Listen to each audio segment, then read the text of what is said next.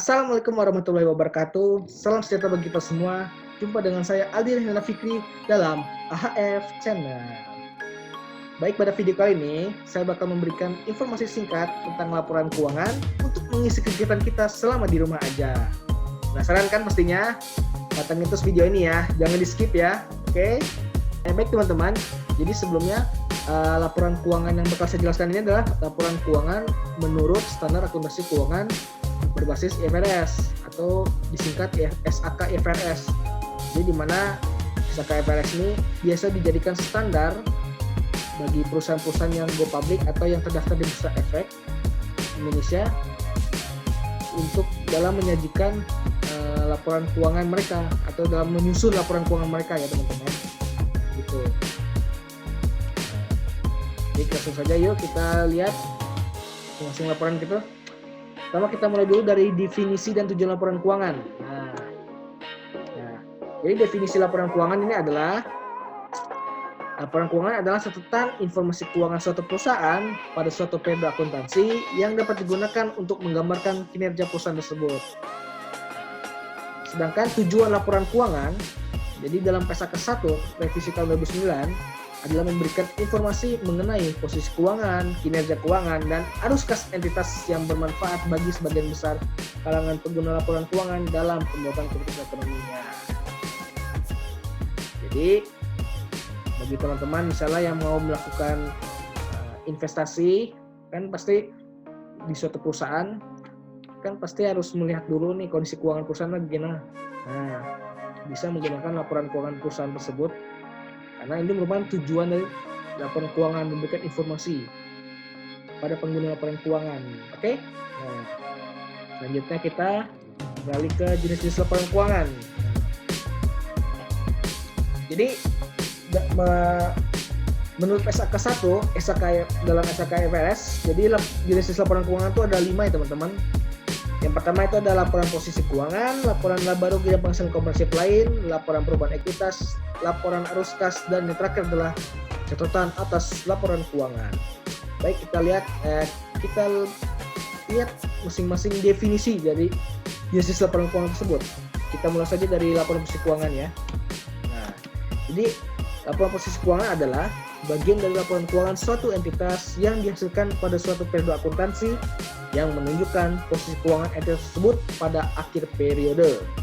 Terdiri dari 3 unsur, aset, liabilitas, dan ekuitas yang dibukukan dan kesamanya seperti berikut, yaitu aset sama dengan liabilitas ditambah ekuitas. Nah, teman-teman kenapa bisa seperti itu? Karena aset ini itu merupakan kekayaan perusahaan yang diperoleh dari adanya liabilitas atau kewajiban atau hutang serta adanya ekuitas atau bisa disebut modal. Nah, ini teman-teman. Oke. Lalu lanjut kita ke laporan laba rugi dan penghasilan komprehensif lain. Jadi, laporan laba rugi dan penghasilan komprehensif lain adalah bagian dari laporan keuangan suatu entitas yang mengukur keberhasilan kinerja perusahaan selama periode tertentu. Komponennya itu terdiri dari laba rugi dan penghasilan komprehensif lain. Jadi laba rugi itu adalah penghasilan dan beban yang bukan merupakan komponen dari penghasilan komprehensif lain. Begitupun juga sebaliknya, teman-teman. Oke? Nah, selanjutnya kita ke laporan perubahan ekuitas. Nah, jadi laporan perubahan ekuitas ini adalah bagian dari laporan keuangan suatu entitas yang menyajikan informasi tentang perubahan ekuitas perusahaan antara awal dan akhir dari pelaporan yang mencerminkan naik turunnya aset neto perusahaan selama periode, baik yang berasal dari setoran atau distribusi kepada pemilik atau yang berasal dari hasil atau kinerja perusahaan selama periode berjalan. Komponennya itu pertama, total laba rugi komprehensif dengan penyajian terpisah untuk jumlah yang dialokasikan untuk pemilik induk perusahaan dan alokasi untuk pengendali. Jadi pemilik induk ini adalah pemilik mayoritas ya teman-teman. Jadi kan perusahaan itu ada pemiliknya berdasarkan persentase pemilikan sahamnya. Nah, jadi pemilik induk ini jadi pihak-pihak yang memiliki saham atau kepemilikan itu minimal sekitar 50+1%. Jangan dengan pengendaliannya di bawah itu atau di bawah 50% teman-teman. Lalu kedua itu dampak setiap pengaruh penerapan retrospektif atau penyajian kembali untuk setiap komponen ekuitas. Ketiga itu rekonsiliasi atas perubahan selama periode berjalan untuk setiap komponen ekuitas yang dihasilkan dari laba atau rugi setiap pos dari penghasilan komponen lain, serta transaksi dengan pemilik seperti tambahan modal atau penarikan. Dan yang terakhir adalah dividen yang diakui dan jumlah dividen per saham. Lalu lanjut ke laporan arus kas. Ini laporan arus kas ini merupakan laporan yang menunjukkan informasi tentang arus kas masuk dan arus kas keluar dan setara kas suatu entitas untuk suatu periode tertentu. Jadi klasifikasinya ada 3 teman-teman. Kita lihat dari berdasarkan aktivitas operasi, aktivitas investasi, dan aktivitas pendanaan. Lalu yang terakhir adalah catatan atas laporan keuangan. Karena catatan atas laporan keuangan adalah catatan tambahan dan informasi yang ditambahkan ke akhir laporan keuangan untuk memberikan tambahan informasi kepada pembaca dengan informasi lebih lanjut. Catatan atas laporan keuangan membantu menjelaskan perhitungan item tertentu dalam laporan keuangan serta memberikan penilaian yang lebih komprehensif dari kondisi keuangan perusahaan. Jadi ini bisa dikatakan berisi informasi-informasi yang belum dijelaskan atau yang tidak dijelaskan pada 4 jenis laporan keuangan sebelumnya teman-teman. Nah, jadi kan di catatan inilah akan dijelaskan gitu.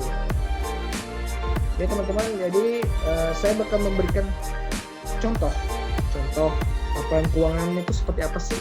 Nah, di sini saya ambil contohnya laporan keuangan PT Bank Sentral Asia Tbk. Kita lihat pertama di laporan pertama ini berisikan informasi tentang nama entitas, apa sih jenis laporan keuangannya apa, lalu juga periode penyusunan laporan keuangannya, periode penyajian laporan keuangan. Nah, kita lihat pertama ini di namanya ini PT Bank Sentral Asia Tbk dan entitas anak. Lalu laporan keuangan konsolidasian. Nah, ingat teman-teman, namanya perusahaan konsolidasi, laporan keuangan konsolidasi itu berarti laporan keuangan tersebut berisikan informasi tentang laporan keuangan entitas induk dan laporan keuangan entitas anak. Jadi itu laporan keuangan itu digabung teman-teman dalam satu laporan keuangan. Nah, periodenya itu 31 Desember 2018 dan 2017. Kenapa bisa ada 2 teman-teman? Supaya laporan keuangan tahun 2018 itu dapat dibandingkan dengan laporan keuangan 2017. Nah, gitu teman-teman.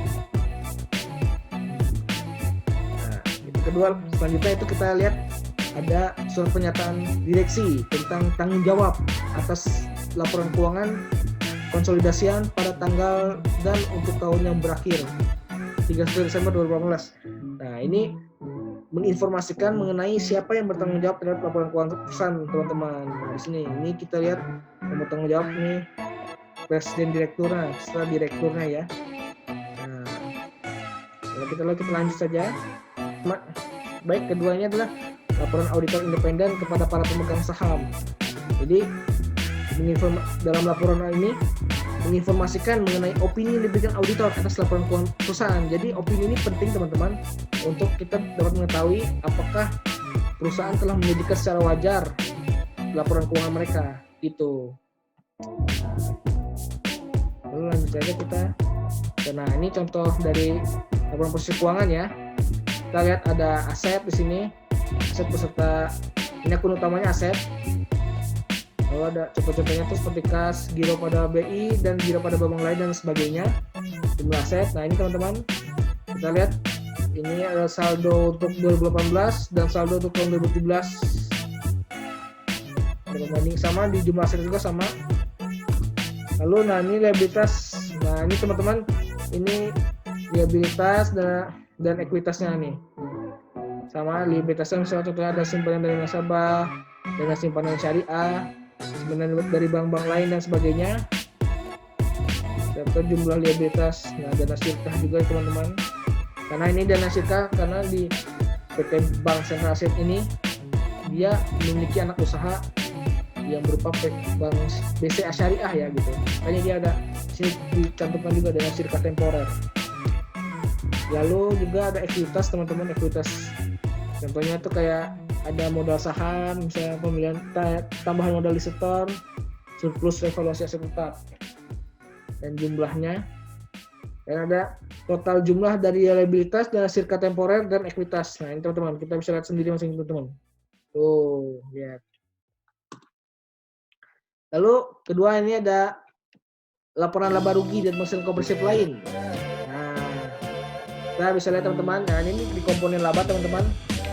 Itu dimulai dari pendapatan beban operasional sampai laba bersih teman-teman. Nah ini menunjukkan ini merupakan komponen laba rugi dari pendapatan beban operasional sampai laba bersih. Ini menghasilkan laba bersih teman-teman. Beban pajak penghasilan ada kita lihat bisa contoh ada pendapatan dari bunga dan syariah, lalu beban bunga syariah, lalu juga ada pendapatan misalnya dari provisi dan komisi, pendapatan provisi perdagangan dan lain sebagainya.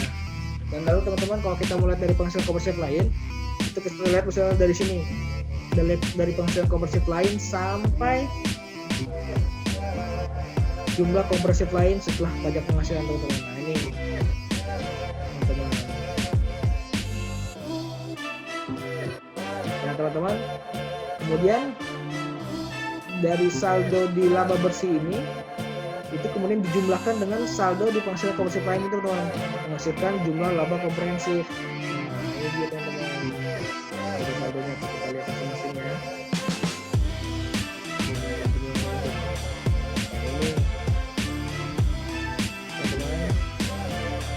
Juga ada juga ini informasi mengenai laba bersih dapat diatribusikan pada pemilik induk maupun yang pengendali.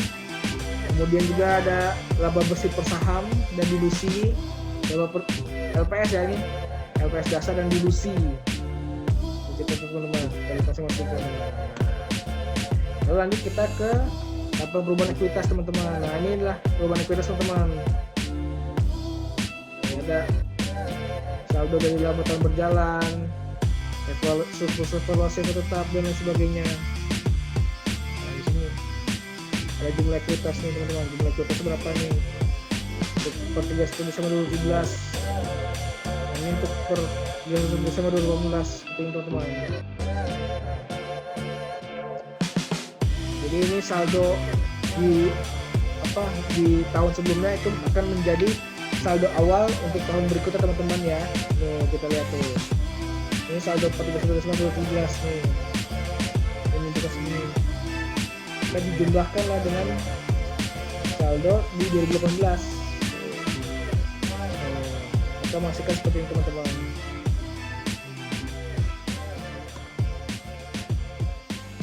Kemudian ini contoh laporan arus kas konsolidasi. Nah, ada dari aktivitas operasi, aktivitas investasi, dan aktivitas pendanaan teman-teman. Nah,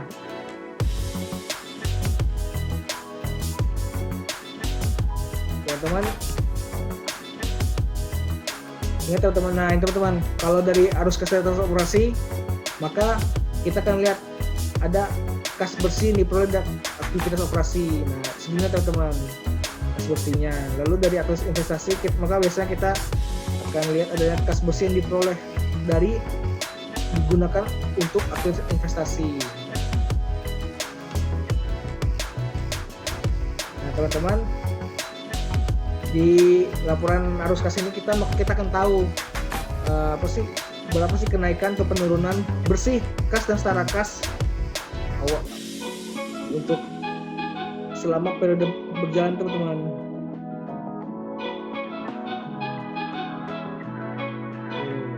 Kas akhir tahun maka segini teman-teman. Kita bisa lihat nilainya nih meningkat teman-teman ya. Kemudian nah ini contoh dari catatan atas laporan keuangan teman-teman. Nah ini informasi contohnya ya. Ini ada informasi umum mengenai pendirian dan informasi umum bank. Nah ini saya didirikan di PT Basit Asia Tbk, bank didirikan di negara Republik Indonesia dengan akta sekian. Dan iktisad kebijakan akuntansi signifikan. Ada mengenai pernyataan kepatuhan, dasar penyusunan laporan keuangan konsolidasi, penggunaan pertimbangan estimasi dan asumsi, dan penggunaan estimasi dan pertimbangan. Dan sumber utama atau sumber pasti estimasi. Fungsi tentang kas, fungsi tentang giro pada Bank Indonesia, giro pada BI, pendapatan pada Bank Indonesia dan bank-bank lain, aset dan liabilitas keuangan untuk diperdagangkan. Oke teman-teman, sudah selesai teman-teman. Oke, jadi teman-teman, itu saja video dari saya. Semoga bermanfaat. Sampai jumpa di video selanjutnya. Wassalamualaikum warahmatullahi wabarakatuh. Bye bye.